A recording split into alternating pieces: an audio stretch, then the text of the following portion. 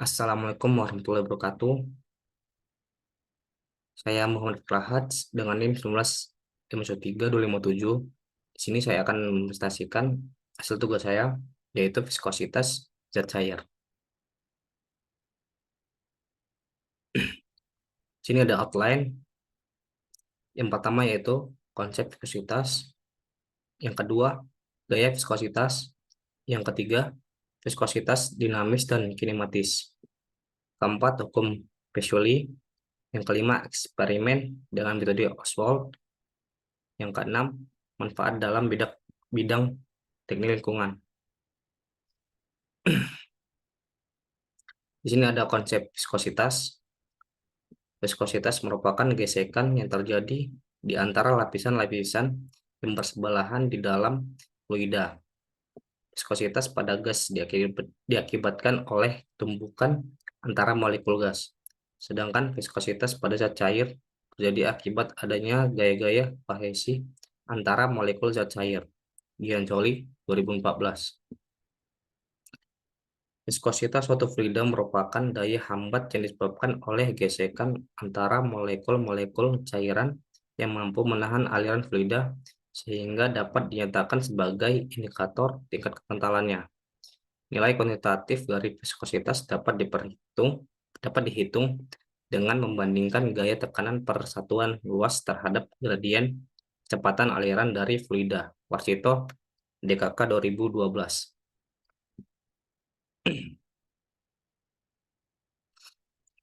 Di sini ada gaya viskositas.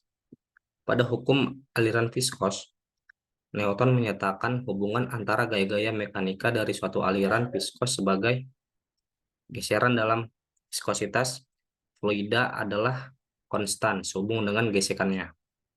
Hubungan tersebut berlaku untuk fluida Newtonian, di mana perbandingan antara tegangan geser atau S dengan kecepatan geser atau G.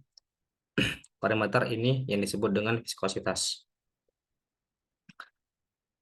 Aliran viskos dapat digambarkan dengan dua buah bidang sejajar yang dilapisi fluida tipis di antara kedua bidang tersebut.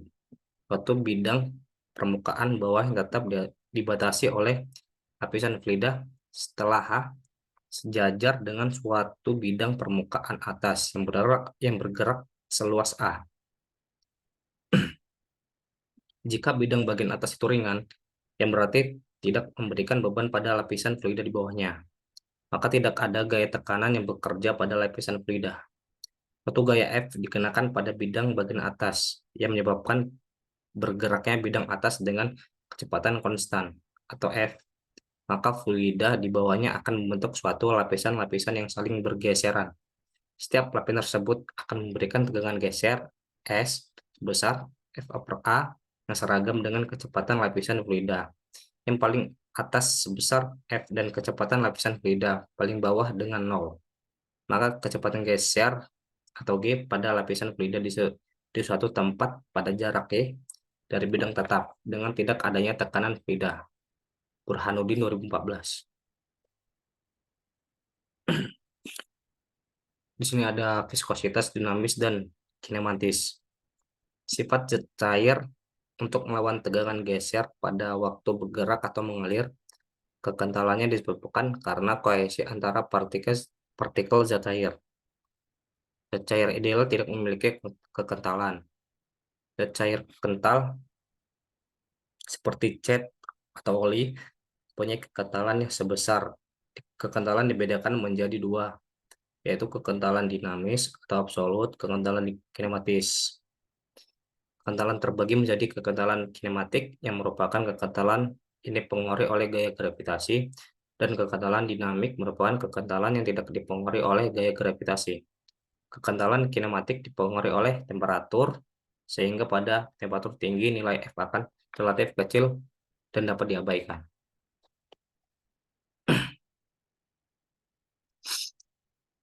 Di sini ada hukum Pauli. Bila fluida mengalir melalui pipa, maka akan terjadi gesekan antara fluida dengan dinding pipa. Hal ini mengakibatkan kecepatan aliran semakin ke pusat pipa semakin besar. Kelajuan alir rata yang dinyatakan dalam Q. Q sama dengan delta F sama dengan delta F per delta T. Kelajuan aliran tergantung dari sifat fluida, dimensi pipa, dan perbedaan tekanan yang tekanan di kedua ujung pipa. Jean Fuseli mempelajari tentang aliran zat alir dengan viskositas konstan dalam pipa dan tabung yang alirannya laminar.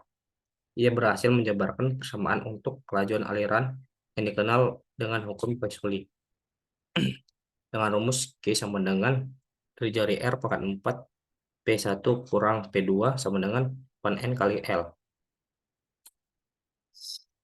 Hukum Fuseli menyatakan bahwa cairan yang mengalir melalui saluran pipa akan kecepatannya berbanding lurus dengan penurunan tekanan sepanjang pipa dan pangkat 4 jari-jari pipa. Jadi rumus di atas dapat dinyatakan volume per detik dan sama dengan tekanan pertahanan. Tekanan sama dengan tahanan. Dengan rumus Q sama dengan jari-jari R pangkat 4 P kurang P1 kurang P2 per 8N kali L menjadi Q sama dengan jari-jari R pangkat 4 delta P per 8N kali L.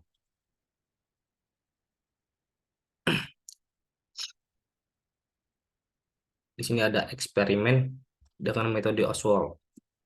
Alat ukur yang digunakan untuk menentukan kekentalan viskositas suatu zat cair adalah viskometer.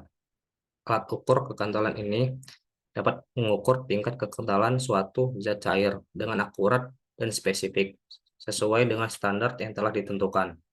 Apabila volume zat cair yang mengalir melalui penampang persatuan waktu disebut dengan debit atau Q, maka sesuai persamaan Fuseli dipenuhi.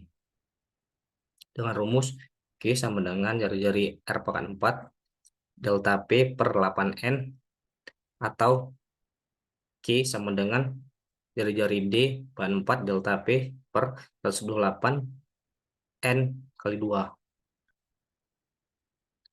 Dengan Q adalah volume cairan yang mengalir per detik M3 per S, delta P beda tekanan antara ujung-ujung pipa, N sama N per M2, N viskositas zat cair, NS per M2, R jari-jari dalam penampang pipa, diameter dalam pipa, dan L adalah panjang pipa.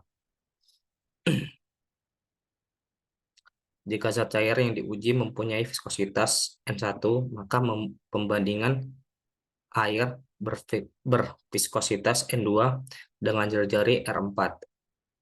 Densitas delta waktu sama dengan T, volume sama dengan F, panjang pipa sama dengan L. Selanjutnya, hasil perbandingan kedua viskositas itu pada debit yang memenuhi persamaan di bawah ini. N1 per N2 sama dengan jari-jari R pangkat 4 delta kali T per 8 F kali L kali 8 F kali L per jari-jari R pangkat 4 kali P kali T 2 dan N1 per N2 sama dengan delta 1 kali T1 per delta 2 kali T2.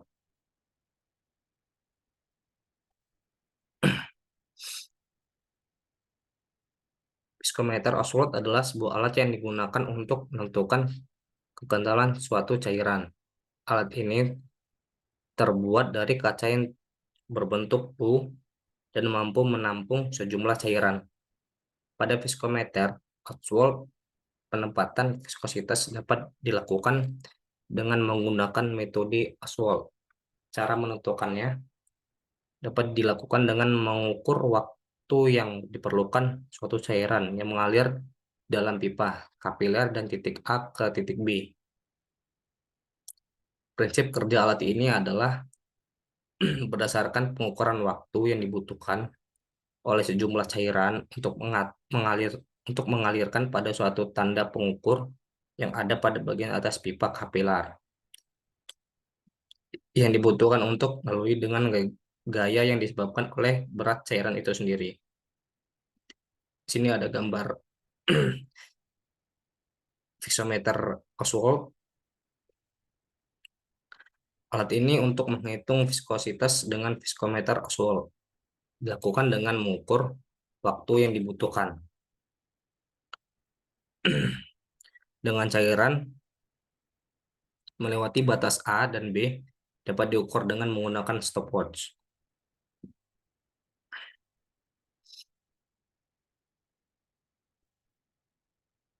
Di sini ada manfaat dalam bidang teknik lingkungan.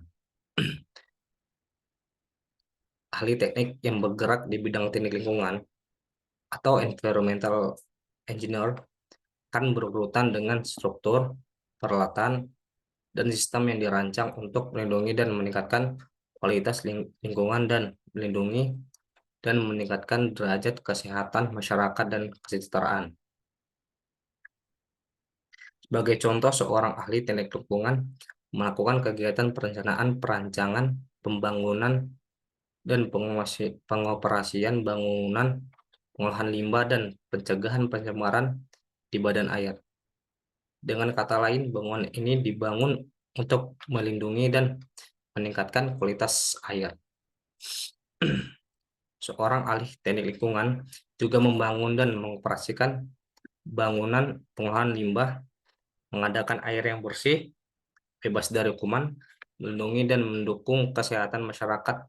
Selain hal di atas, teknik lingkungan juga merencanakan, merancang, membangun, dan mengoperasikan peralatan untuk kontrol pencemaran udara, yang hasilnya adalah orang mempunyai kesehatan yang baik dan mencegah terjadinya penurunan kualitas udara, kualitas bahan akibat efek pencemaran udara.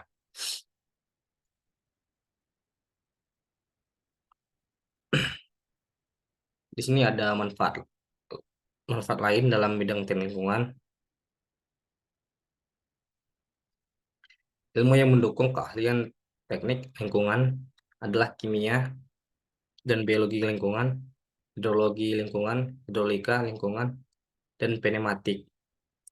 Pengolahan sumber daya air, pencemaran air, pencemaran udara, pengolahan air limbah, pengolahan sampah, kontrol pencemaran udara, pengolahan bahan berbahaya, dan penilaian risiko. Polusi suara dan kontrol pencegahan pencemar, AMDAL, dan pemodelan kualitas lingkungan.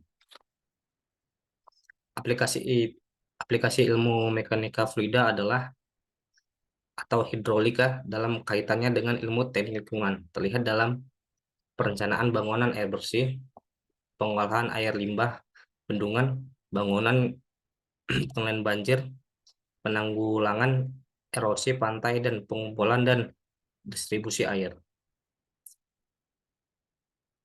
Ilmu yang biasa digunakan adalah mengenai aliran turbulen, aliran laminar, aliran seragam dan tidak seragam, debit air, persamaan kontinuitas, dan saluran terbuka atau saluran tertutup.